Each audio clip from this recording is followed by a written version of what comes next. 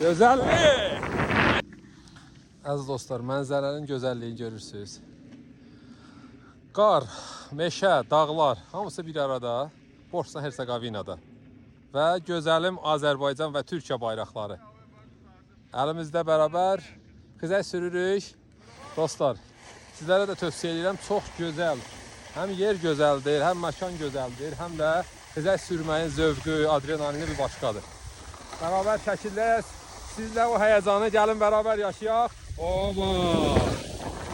Oba!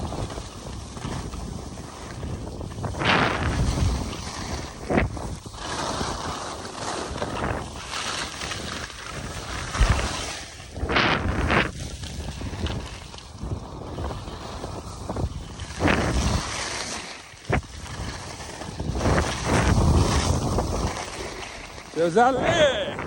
Eşk olsun Türkiye, eşk olsun Azerbaycan'a, eşk olsun bütün Türkiye.